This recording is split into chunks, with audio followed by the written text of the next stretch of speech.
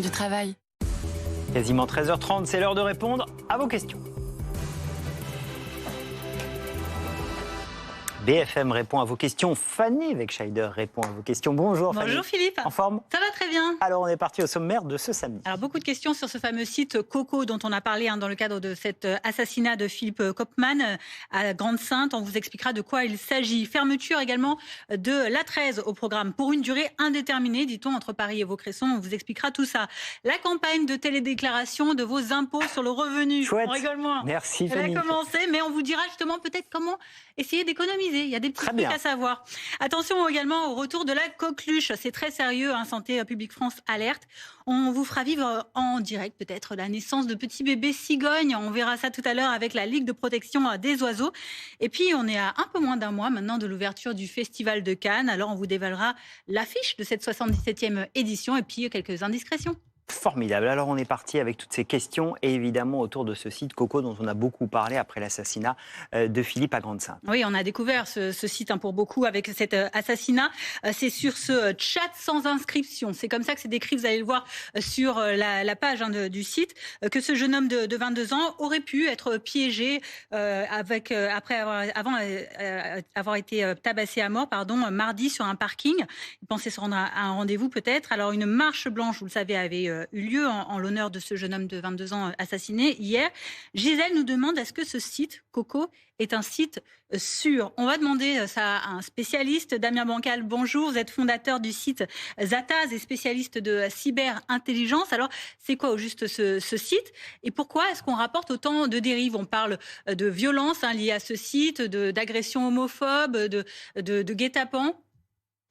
Bonjour. Oui, alors Coco, en fait, est un chat qui a été ouvert en 2003. Donc déjà, c'est quelque chose qui a plus de 20 ans d'existence. C'est un lieu où on peut venir discuter à la base. C'est un esprit libertaire où on n'a pas besoin de s'inscrire, en tout cas de montrer son identité. Et on peut rencontrer des gens pour discuter d'un peu tout et n'importe quoi. Mais malheureusement, très vite, ce lieu qui n'a strictement aucune modération, n'importe qui peut s'y inscrire et surtout n'importe qui peut y dire et faire n'importe quoi, s'est transformé en une espèce d'espace de tout et n'importe quoi avec de véritables dérives comme on a pu le voir. Alors vous le disiez, c'est soumis à aucune régulation, aucune modération. Mais alors comment ça a été créé? Qui est derrière ça juridiquement? Vers qui on peut se retourner s'il y a des soucis? Alors, ce qui est fou, c'est que Coco, d'abord, était hébergé en France. On l'a vu aussi se faire héberger du côté de Hong Kong. On l'a vu en Bulgarie. Maintenant, il est à Guernesey. Voilà, on sait qu'il y a un Français derrière. Le problème, c'est que à force de se balader, de profiter en fait de certaines juridictions à droite à gauche, on se rend compte que, on essaye aussi potentiellement d'éviter la justice. Sauf que là, on se retrouve avec des cas vraiment très très graves d'une utilisation de cet outil qui était à la base très bien. Voilà, on peut discuter, on peut venir rencontrer des gens, etc. A été clairement réexploité, utilisé par des gens qui ne laissent aucune trace. Ils savent que plus ou moins il va être très compliqué de les retrouver et puis surtout qu'ils peuvent mettre en place du piratage. On a de véritables problèmes aussi autour de la pédopornographie, de l'homophobie. On a aussi repéré des éléments autour du racisme. C'est un outil qui est quand même très compliqué. On se demande même pourquoi laisser continuer à vivre ce genre d'outils. On n'est plus dans les années 90, on n'est plus dans cet état d'esprit de l'Internet intégralement libre, etc., etc. Là, on a tellement de possibilités malveillantes que le créateur devrait mettre des outils, bon pour lui il est trop tard, mais mettre des outils qui pourraient modérer. Vous le dites, c'est d'autant plus surprenant que ce site a 20 ans, donc c'est pas quelque chose qui vient d'être monté à la hâte. C'est-à-dire qu'on a eu le temps quand même de voir comment ça fonctionnait, de voir toutes les dérives et de sanctionner. Par exemple, Véronique Godet, qui est coprésidente de SOS Homophobie, elle rapporte que 90% de leurs dossiers d'agression homophobe mettent en cause ce site Coco et elle demande la fermeture. Est-ce que c'est possible de fermer ce site ? SOS Homophobie avait même commencé à lancer des alertes en octobre 2023. C'est pour vous dire que vraiment ça date pas d'hier.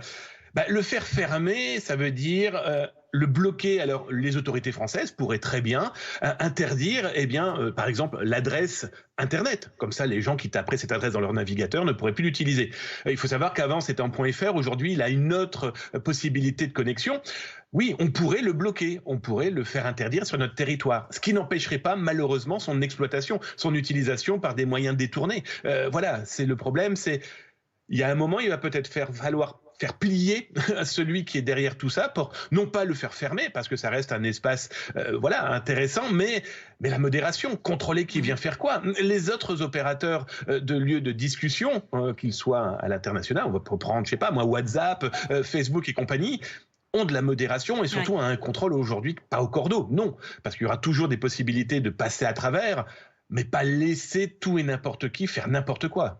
Merci beaucoup Damien Bancal de la difficulté de réguler ces fameux réseaux sociaux. Merci Passionnant de décrypter les coulisses de ce site. On en vient à l'A13. Alors ça peut sembler anecdotique, mais ça risque d'être un énorme bazar durant le week-end. Oui, en effet, puisque c'est la fin des vacances pour la zone C notamment. Et cette autoroute de Normandie ou autoroute de l'Ouest qui relie Paris à Caen en passant par Rouen, eh bien, elle est fermée partiellement, donc en plein vacances pour la zone C. Et ça complique donc les retours. Marc nous demande quand est-ce que cette A13 va rouvrir, évidemment. Boule de cristal. Voilà. Ça a commencé jeudi soir, alors on commence à s'impatienter. On est samedi, ça fait déjà 2 jours.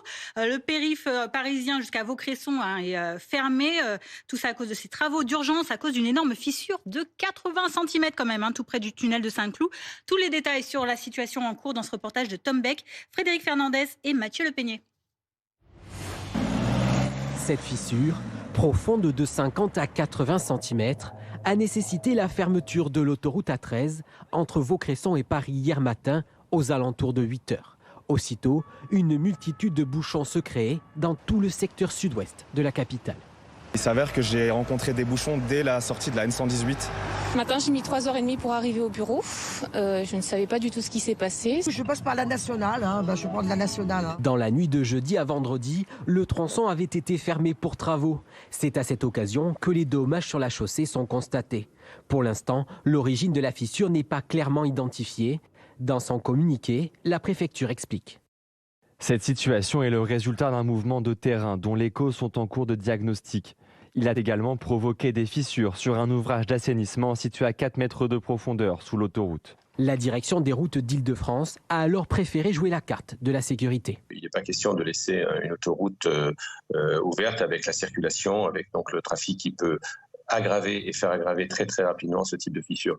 Des itinéraires de déviation sont en place, mais comptez en moyenne 20 à 30 minutes de trajet en plus. Le tronçon de l'autoroute A13 restera fermé au moins jusqu'à lundi. Bon, pas d'autoroute A13 avec une durée indéterminée pour que ça se réouvre. Des questions et des interrogations aussi sur les voitures de marque Tesla. Oui, la marque controversée, en tout cas milliardaire Elon Musk, qui n'en est pas à son premier couac. Résultat, les ventes s'effondrent un peu partout dans le monde. Et bien cette semaine, la National Highway Traffic Safety Administration a alerté, elle rappelle, près de 3900 véhicules Tesla, plus particulièrement des véhicules Cybertruck pour en changer l'intégralité des pédales de frein. Alors c'est pas rien comme problème, c'est quand même les freins. Des freins qui ont des petits défauts, qui pourrait entraîner, écoutez bien, le délogement du pédalier de frein qui risque de se coincer dans la garniture du véhicule lorsque, je cite, une force élevée est appliquée avec le pied. En bref, la pédale de frein peut rester coincée dans la garniture de la voiture. C'est pas rien. Regardez, Milan nous demande quels sont les modèles concernés. Donc, je le disais, modèle de Tesla Cybertruck, il y en a 3878 qui ont été fabriqués entre le 13 novembre dernier, la date de leur lancement, et jusqu'au 4 avril dernier. Tous les propriétaires sont invités à renvoyer leur véhicule chez les concessionnaires ou les garages agréés les plus proches. Donc voilà pour la situation qui concerne actuellement Tesla. Et c'est pas la première fois que Tesla a des soucis avec ce modèle. Et ça, c'est un peu le Boeing de la route, on va dire, parce qu'il y a déjà eu des petits pépins en série en février dernier. J'aime bien cette formule. 2 millions de véhicules carrément en février dernier aux États-Unis qui avaient été rappelés, cette fois-ci à cause d'un problème de panneaux de feu d'avertissement. Et c'est un peu embêtant quand on sait le prix de ces voitures. C'est pas donné non plus, entre 60 000 pour les moins chères jusqu'à 100 000 selon les modèles. Voilà un petit peu pour la situation de Tesla. Mais c'est vrai que c'est super ces voitures. Elles sont belles. Et oui, c'est sûr, elles font rêver. Bourré de technologie, c'est génial quand même. On a un peu de James Elon Bond. Musk, c'est du rêve, c'est de l'esthétique, mais après, il faut que ça fonctionne. Il faut que ça freine. Bon, dans l'oreille, on me dit les impôts. Les impôts, c'est beaucoup moins sympa que les Tesla, les impôts. Bon, puisqu'on veut parler d'impôts, parlons d'impôts. Mais oui, moi, je déteste ça. J'ai la phobie administrative. Mais il faut y passer et on va vous donner quelques clés. La prise de tête sur Internet, la prise de tête sur le papier, si vous êtes comme moi. La campagne, en tout cas, elle a commencé le 11 avril, donc ça fait déjà une semaine. La date limite dépend ensuite de votre situation, de votre localisation, de si vous déclarez en ligne ou sur papier. Et pour savoir, il faut aller sur le site service-public.fr. Regardez, on va vous montrer les dates limites selon les départements. Si vous êtes du département 01 à 19, vous avez jusqu'au 23 mai pour télédéclarer. Du 20 au 54, vous avez jusqu'au 30 mai. Des départements 55 à 974 976. Voilà, ça c'est nous. On a jusqu'au 6 juin pour télédéclarer. On a un peu de temps, mais bon, ça passe vite. On oublie, on repousse. Et puis après, on arrive comme moi à 23h, on se dit panique totale. Donc voilà, on va essayer de vous y voir un peu plus clair avec vous, Pascal Delima. Bonjour, vous êtes économiste. Et on a déjà cette nouveauté à signaler pour cette campagne qui vient d'être lancée, puisque désormais, on va aussi pouvoir télédéclarer par une application. Oui, tout à fait. On va pouvoir télédéclarer par une application. Alors, il y a effectivement dans cette loi de finances quelques modifications importantes. Faut-il le préciser aux Français, c'est le barème. C'est surtout le barème en hausse pour essayer de payer moins d'impôts. C'est que si vos revenus ont stagné ou ont augmenté moins vite que les prix en 2023, vous allez payer donc moins d'impôts, car il y a une revalorisation du barème de 4,8%. Ça me paraît être l'information vraiment importante et plutôt positive pour les Français. Voilà. Surtout avec les difficultés sur le pouvoir d'achat actuellement, justement, c'est pour avoir toutes ces astuces qu'on vous a sollicitées. Notamment, on a vu qu'il y avait ce fameux piège qui pouvait être évité. Dory nous demande quels sont les pièges à éviter pour nos déclarations. Il y a cette fameuse case 2OP. Vous pouvez nous en dire plus? Ça concerne la flat tax. Cette taxe à 12,8%, on peut l'éviter. Oui, on peut l'éviter. D'abord, il faut savoir qu'il y a des nouveautés significatives. Il y a les revenus issus des plateformes. Il y a cette flat tax qui peut être évitée. Il y a le taux de prélèvement à la source qui sera individualisé de plus en plus, qui ne sera plus une option, mais qui va devenir peu à peu automatisé. Plein de façons de pouvoir optimiser. Vous avez attention à l'aspect cybercriminalité aussi. Vous avez aussi un volet très strict sur la prévention des risques en particulier. Donc voilà, c'est un ensemble de choses qui vont permettre, au-delà de cette flat tax, il y a le barème, le taux de prélèvement à la source individualisé qui va être automatisé, les nouveautés significatives, notamment sur vos revenus issus des plateformes Airbnb, que vous allez devoir aussi déclarer, mais ça a une vocation aussi, je dirais, de transparence fiscale par rapport à ce que ne déclarent pas les opérateurs du numérique quand ils sont en Irlande, par exemple. Donc c'est un ensemble de choses qui va rendre la vie plus pratique pour les Français. Alors, qui va nous faire gagner aussi beaucoup d'argent. On peut quand même compter sur deux petites astuces. Bon, des astuces, en fait, c'est surtout une volonté de continuer la philosophie à maintenir le pouvoir d'achat des Français, une volonté d'assurer plus d'équité au sein du couple. Vous savez qu'un membre du couple peut gagner moins et donc pendant un certain temps payer autant d'impôts. Donc il y a aussi ça, il y a une volonté de tracer la base fiscale des acteurs du numérique et de faire un petit peu de prévention des risques à l'arrivée des JO et avec l'explosion de la cybercriminalité. C'est ça la philosophie globale de cette loi de finances 2024. Merci beaucoup, Pascal Delima. Merci, on va essayer de remplir tout cela de façon un peu plus sereine. Parlons santé avec cette alerte de Santé publique France. Ouais, en effet, elle concerne le retour de la coqueluche, cette maladie respiratoire très contagieuse, parfois grave, avec une reprise qui a commencé depuis le début de cette année 2024. Une quinzaine de cas groupés ont été rapportés depuis le début de l'année dans 8 régions de métropole, majoritairement en collectivité, aussi dans des milieux familiaux. Ça concernerait donc au total à peu près 70 cas. Il n'y en avait que 2 l'année dernière pour comparer. 2 et uniquement en Ile-de-France. Donc là, on a une quinzaine dans 8 régions.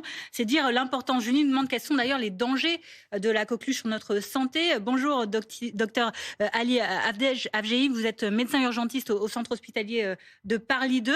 Tout d'abord, quels sont les dangers que représente la coqueluche ? Alors oui, bonjour à tous. Alors en fait, bon, vous savez que j'essaie d'affoler très peu, mais en tout cas, vous avez cité les chiffres. Tous les 5 à 7 ans, il y avait la reprise de la coqueluche qui arrivait. On avait eu beaucoup de cas en 97, il y avait 162 cas, et effectivement, cette année, c'est 70 dans le premier trimestre. Donc, on a un tout petit peu alerté. En fait, ce qu'il faut savoir, le danger, c'est vrai que c'est pour les nourrissons, surtout, on parle de maladies infantiles, mais il faut savoir que ça se transmet aussi chez les personnes âgées. En tout cas, ce qu'il faut retenir, c'est qu'il y a peu de fièvre parfois, il y a beaucoup de toux. C'est essentiellement ça. Alors, d'ailleurs, le nom tient de ça, parce qu'en fait, c'est une bactérie cette fois-ci, à ne pas le confondre avec un virus. Donc, on a des armes contre ça.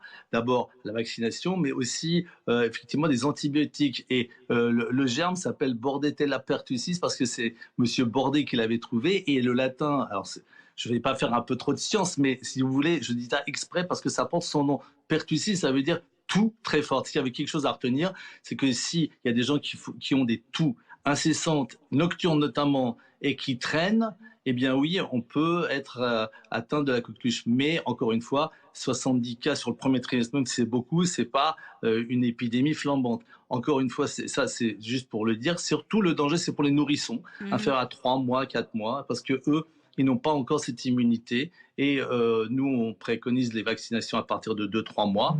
Et d'ailleurs, c'est obligatoire depuis 2018, n'oublions pas.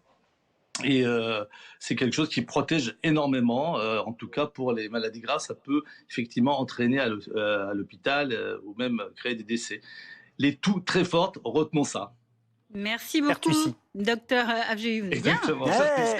C'est bien de faire un peu de latin. Vous avez fait du latin, Fanny? Oui, j'en ai fait. Bravo, c'est bien. Merci beaucoup, docteur, pour toutes ces explications. Prenons un peu de hauteur. Regardez, vous allez voir des très belles images. On va observer l'une de ces merveilles du printemps, la naissance des cigognos, ces petits bébés cigognes. Ça se passe actuellement en Charente-Maritime. C'est tellement beau à voir que vous pouvez l'observer ici, carrément en mode télé-réalité. C'est grâce à la Ligue de la protection des oiseaux qu'on peut voir avec ces webcams. 2 webcams en Charente-Maritime et une en Alsace. On clique sur le lien sur le site de la lpo.fr et vous pouvez voir ces naissances puisque c'est la saison, n'est-ce pas, Cédric Marteau? Merci d'être avec nous aujourd'hui. Vous êtes directeur général de la Ligue pour la protection des oiseaux. Alors, qu'est-ce qu'on peut observer grâce à ces webcams en direct sur vos sites internet? Écoutez, on peut observer en direct la vie de 3 couples de cigognes blanches, 2 couples en Charente-Maritime et 1 couple en Alsace. Et donc, on les suit. On a suivi les 30 jours de couvaison. Et là, on est en pleine période d'éclosion. Et donc, on va avoir la joie au quotidien de voir les nourrissages, de voir évidemment les poussins grandir pendant au moins 2 mois et puis prendre leur envol, puisqu'évidemment, c'est des oiseaux qui partiront ensuite en migration vers l'Afrique. C'est magnifique, on voit ces images avec ce petit oisillon là, il y en a peut-être 2-3, on dirait, dans le nid. Ça fait quelle taille un cigogno? Le cigogno, c'est tout petit. Une cigogne, c'est un grand oiseau. Une cigogne blanche fait 2 mètres 10 d'envergure, 4,5 kg. Et un cigogno à la naissance fait 80 grammes. Donc vous voyez, c'est quelque chose d'assez petit, assez fragile.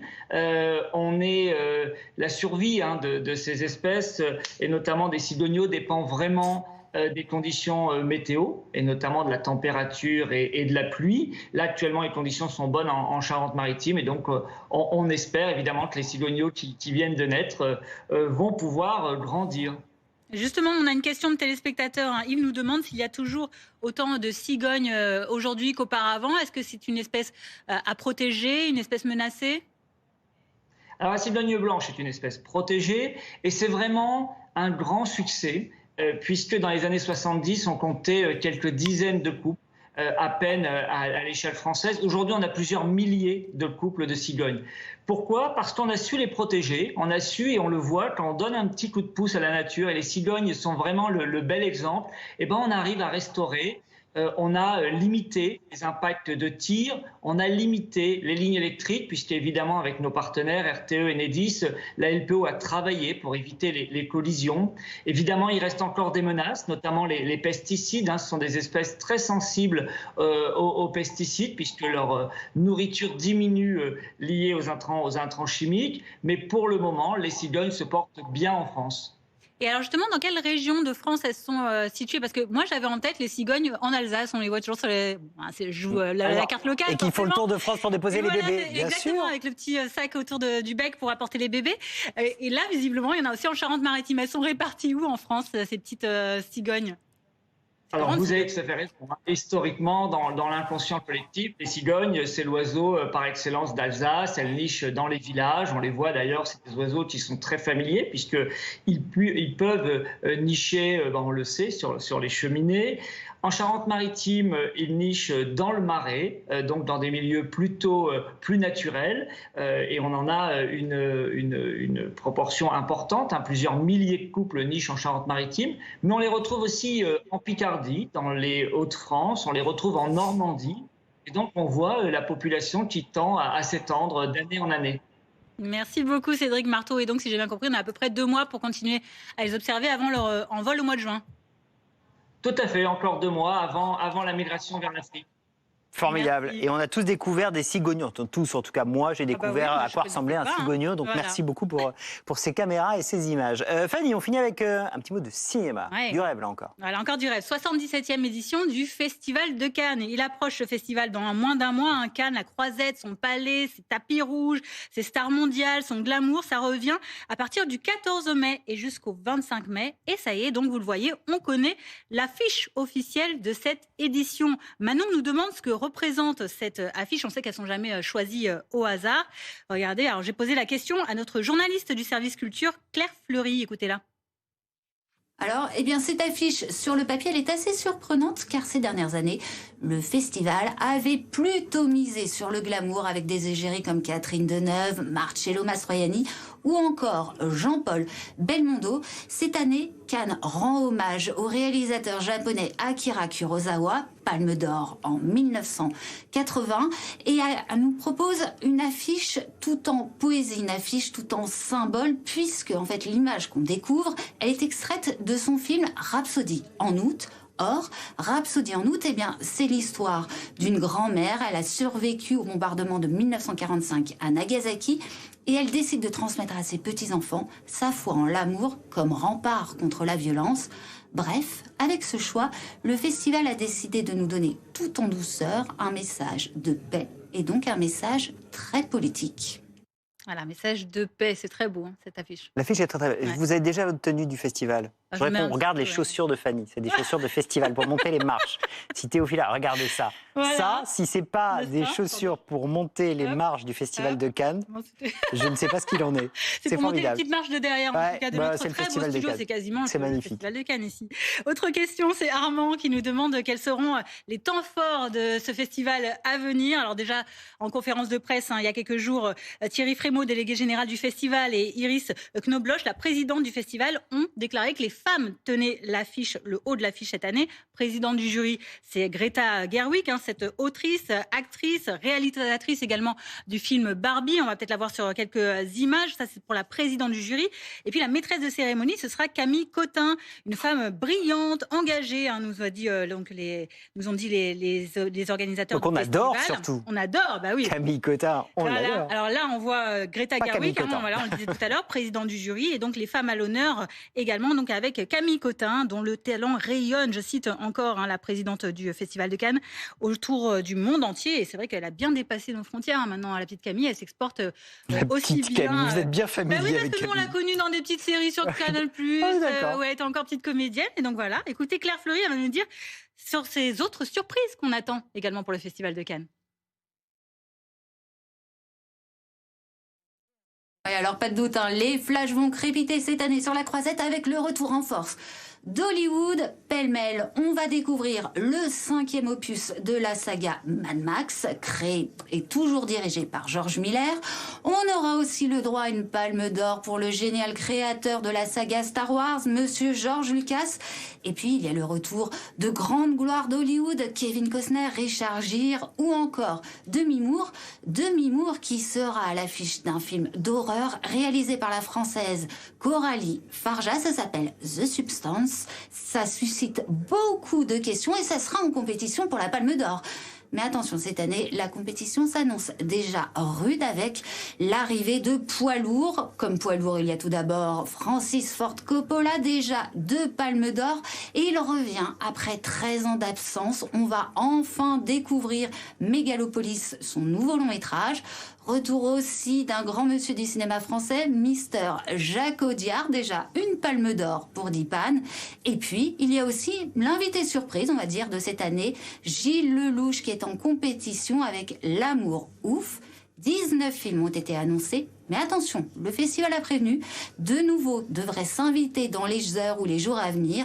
Et il y a déjà certains noms qui circulent, comme ceux de Michel Hazanavicius ou Arnaud Desplechin. Merci beaucoup Fanny, je vous laisse aller chercher le reste de la tenue après les chaussures pour le Festival de Cannes. D'ici là, je vous donne rendez-vous demain à 10h pour le live BFM. Bonne journée sur BFM TV.